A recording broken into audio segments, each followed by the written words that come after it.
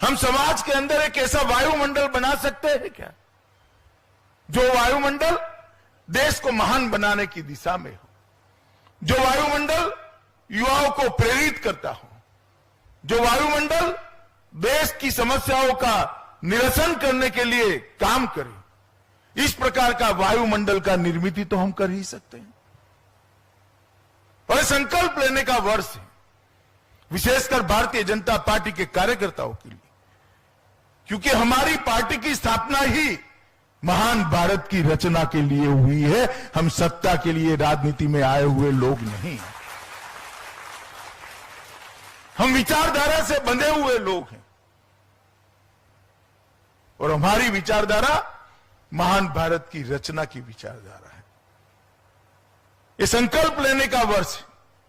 अगर 130 करोड़ लोग इस आजादी के अमृत महोत्सव के वर्ष के अंदर एक छोटा छोटा संकल्प ले, तो इतना बड़ा परिवर्तन इस देश में आ सकता है। संकल्प भले व्यक्तिगत हो, एक छोटा सा 10 साल का बच्चा कह देगा कि मैं जीवन में कभी ट्रैफिक के नियमों को नहीं तोड़ूंगा, और पूरा जीवन अगर वो नियम नहीं तोड़ता है तो बहुत बड़ा कंट्रीब्यूशन होगा। एक छोटी सी 3-4 साल की बच्ची अगर संकल्प ले लेती है कि मेरे जीवन में मैं भोजन की थाली में जूठा अन्न नहीं छोड़ूंगी, अन्न का बिगाड़ मैं नहीं करूंगी, तो बहुत बड़ा परिवर्तन देश के अंदर आ सकता है। अगर हम तय करते हैं कि मेरे रूम से बाहर जाने से पहले लाइट, पंखे और एसी की स्विच हम बंद कर देंगे, तो देश में बहुत बड़ा परिवर्तन है।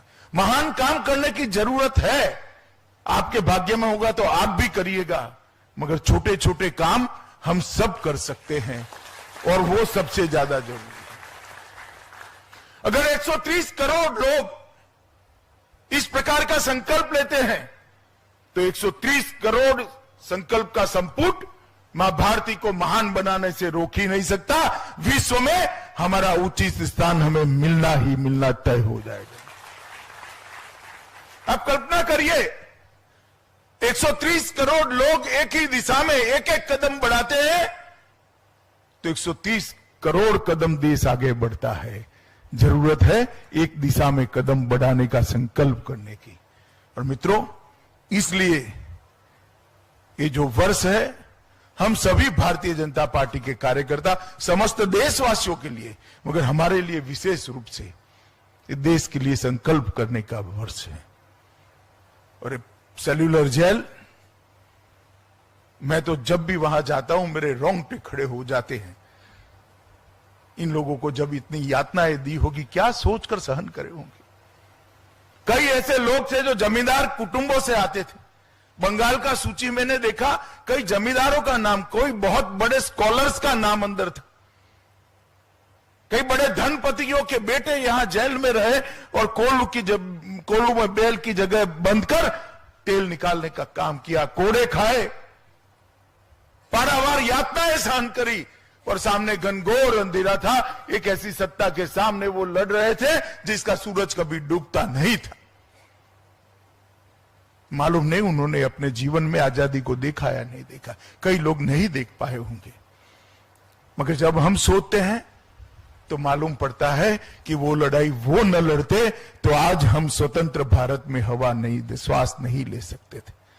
इस भारत की स्वतंत्रता ऐसे अज्ञात करोड़ों स्वतंत्र सेनानियों के बलिदान, तपश्चर्या और उनके समर्पण के कारण ही मिली। और ये वर्ष है उनके सपनों का भारत बनाने का, और मोदी जी ने अभियान आगे बढ़ाया है। मेरे आज अंडमान निकोबार के सभी साथियों को अपील करने आया हूं कि आजादी के अमृत महोत्सव का जो वर्ष है, हम भारतीय जनता पार्टी के कार्यकर्ता अपने आप को भारत माता को पुनर्समर्पित करें और पूरा जीवन भारत माता को आगे बढ़ाने के लिए काम करें। इस संकल्प लेने का वर्ष आज हमारे लिए है, दिन आज हमारे लिए है। यही अंडमान निकोबार की भूमि पर सुभाष बाबू आजाद भारत का सबसे पहला तिरंगा फहराए थे। भले आजादी अल्पजीवी निकली, मगर आजादी के लड़ने वालों में वो महान योद्धा ने देश के एक भूभाग को आजादी दिलाने का काम किया था। बहुत बड़ा कठिन सफर उन्होंने तय किया था। सबमरीन के अंदर और कार में 35,000 किलोमीटर का सफर तय कर ये आदमी ने उस युद्ध के अंदर भारत को आजाद कराने का प्रयास किया था। आप कल्पना करिए, कहां कलकत्ता है, कहां बर्लिन है, बीच में अफगानिस्तान आता है, रसिया आता है। ये सब घूम घाम कर अंग्रेजों से नजर बचाते बचाते बर्लिन पहुंचे और आजाद हिंद भारत की स्थापना की। सिंगापुर पहुंचकर वहां सरकार बनाने का काम किया।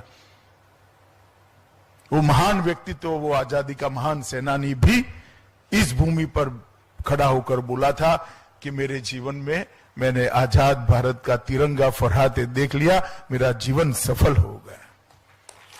ये वो भूमि, अंडमान निकोबार वो भूमि। और जब भी मैं यहां आता हूं, अफसर भी बोल जाते हैं, लोग भी बोल जाते हैं। नॉर्थ ईस्ट में जाता हूं तब भी अफसर भी बोल जाते हैं, लोग भी बोल जाते हैं। यहां बोलते हैं आइलैंड और मेनलैंड, और नॉर्थ ईस्ट में कहते हैं नॉर्थ ईस्ट और मेनलैंड। मैं अंडमान निकोबार वाले को, सभी भाइयों बहनों को, जनता को भी कहना चाहता हूं, यही मेनलैंड है, ये कोई आइलैंड नहीं। ये भारत का दबकता हुआ हृदय है, यही मेनलैंड है, ये भारत का हिस्सा है। जितना मैं जिस गुजरात से आता हूं, इतना ही महत्वपूर्ण हिस्सा मेरा यह अंडमान और निकोबार है। मैं भी इसको अपने साथ जोड़ता हूं,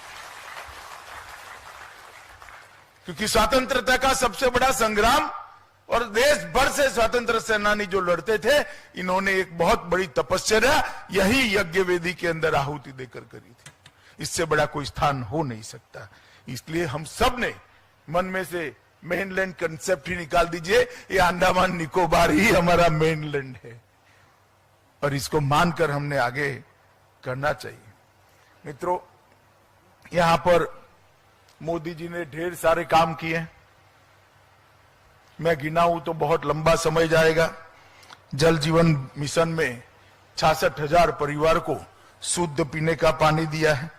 स्वनिधि ये छोटे से राज्य क्षेत्र में 100% पहुंची है। हर घर में बिजली पहुंचाने का काम किया है। एक राष्ट्र एक रेशन कार्ड यह 100% इंप्लीमेंट हो चुका है। आज ही मैं 29 स्वास्थ्य केंद्रों का लोकार्पण कर आया। इसको मिलाकर 129 स्वास्थ्य सेहत केंद्रों की स्थापना कर दी गई है। अब कहीं पर भी एक भी नया स्वास्थ्य केंद्र बनाने की जरूरत नहीं है। केरोसिन मुक्त हमारा अंडमान निकोबार हो गया है। हर घर में गैस पहुंचा दिया गया है। हर घर में शौचालय पहुंचाने का काम समाप्त हो गया है। शहरी क्षेत्र में भी हर घर में शौचालय पहुंचाने का काम हो गया है। और प्रधानमंत्री जन आरोग्य योजना का 11,500 लोगों को 5 लाख तक की सुविधा का सारा फायदा पहुंचाने की शुरुआत हो गई। और कोरोना के अंदर भी यहां पर नरेंद्र मोदी जी के नेतृत्व में भारत सरकार ने बहुत अच्छा काम किया है। मित्रों, मैं कई बार कांग्रेस के नेताओं को सुनता हूं, तब मुझे सवाल आता है कि किस विश्वास से बोलते हैं, किस मिट्टी के बने हुए हैं। इतनी जोर से और निर्लज्जता से कोई झूठ कैसे बोल सकता है। मैं पूछना चाहता हूं इन लोगों कि भाई 60 साल तक आपने शासन किया, देश में 4 पीढ़ी शासन किया, मुझे बताओ तो अंडमान के हर घर में आप शौचालय पहुंचा पाए थे क्या? हर घर में बिजली पहुंचा पाए थे क्या? गरीब व्यक्ति को आयुष्मान भारत योजना का कार्ड पहुंचा पाए थे क्या? इतने सारे आरोग्य केंद्र बना पाए थे क्या? मित्रों, ढेर सारे काम जो हर व्यक्ति की चिंता करते, हर व्यक्ति को अपना जीवन स्तर ऊपर उठाने का मौका देते हैं, ये काम भारतीय जनता पार्टी ने किया। आप कल्पना करिए, घर के अंदर गैस नहीं है और माता धुएं वाले घर में रहती है, लकड़ियां जलाकर, टहनियां जलाकर, कंडे जलाकर खाना पकाती है, उसकी स्वास्थ्य का क्या होगा? आंख की ज्योति चली जाती है, फेफड़ों में धुआं जाकर वो फाइब्रोसिस से कसमय ही मृत्यु का वरण करती है। हर घर में गैस देकर मोदी जी ने 13 करोड़ माताओं को कसमय मौत से शरण में जाने से बचाने का काम किया। 10 करोड़ शौचालय बनाकर एक 15-16 साल की बच्ची खुले में शौच क्रिया करने जाएगी, कितनी शर्म आएगी उसको। वो रात पड़ने की राह देखती थी बेचारी, आज वो भी हम सब की तरह शर्म से मुक्त होकर, निश्चिंत होकर अपने घर में बने हुए शौचालय का उपयोग कर सकती है। वो सारी बच्चियों को शर्म से बचाने का काम हमारे प्रिय नेता नरेंद्र मोदी ने किया है। साथियों, वीडियो को सब्सक्राइब, नोटिफिकेशन को ऑन, वीडियो को लाइक, शेयर और अपने सुझाव कमेंट करना ना भूलें। धन्यवाद।